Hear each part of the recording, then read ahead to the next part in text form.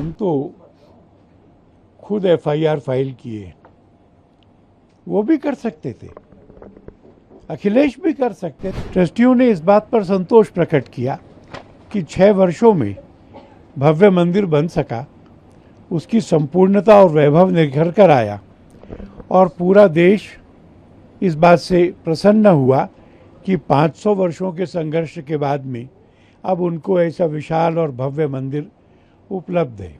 इस बात की पीड़ा है कि वहाँ से चढ़ावे का पैसा चोरी हुआ। यह दुर्भाग्यपूर्ण है। इसमें उन्होंने अपना बचाव नहीं किया है।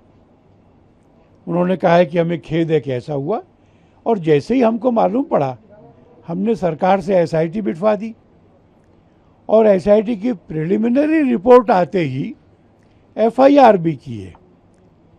जांच तेजी से और अच्छे से पूरी करके अपराधियों को दंड मिलना चाहिए अधिकतम, पर तब तक कीचड़ का उछालना तो बंद करो।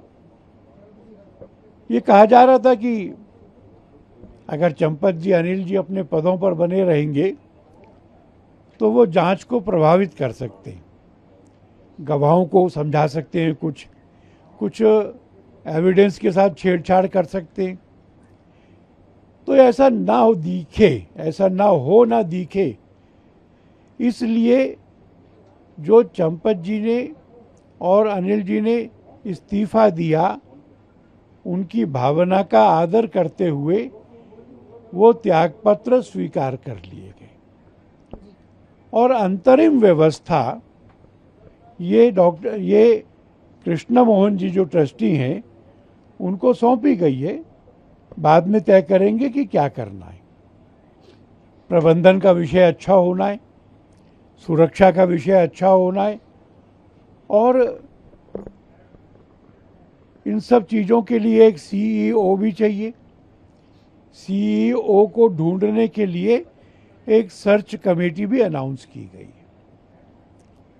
ट्रस्टियों ने समाज को आश्वस्त किया है कि जिसने जो भी वस्तु दान में दी थी, कीमती वस्तुएं, वह सब सुरक्षित है, और जिस किसी ने भी ऐसी कोई वस्तु दान दी थी वो चाहे तो ट्रस्ट के ऑफिस में समय तय करके आए और सत्यापन कर ले।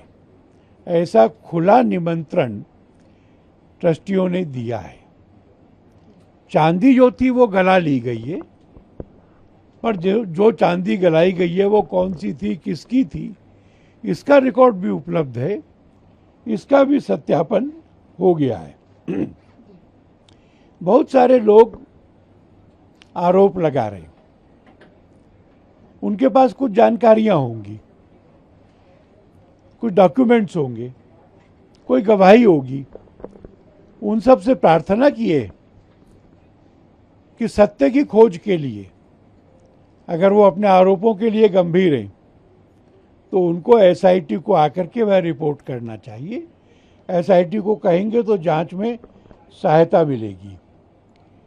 इतना सब होने के बाद भी इस सारे दुष्प्रचार से अब प्रभावित रहकर वहाँ राम भक्तों का आना कम नहीं हुआ है जी।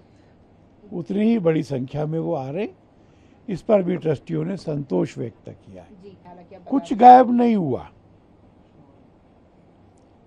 सार्वजनिक निमंत्रण है।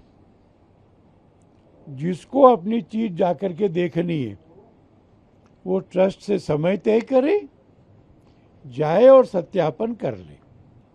हम तो खुद एफआईआर फाइल किए, वो भी कर सकते थे, अखिलेश भी कर सकते थे, क्योंकि ये लिखा गया है कानून में कि जिसको किसी अपराध की जानकारी है वो एफआईआर कर सकता है।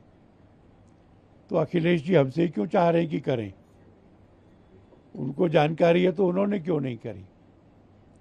खैर, एफआईआर है, जांच हो रही है, एसआईटी भी जांच कर रही है, किसका कितना दोष है ये पकड़ा जाएगा।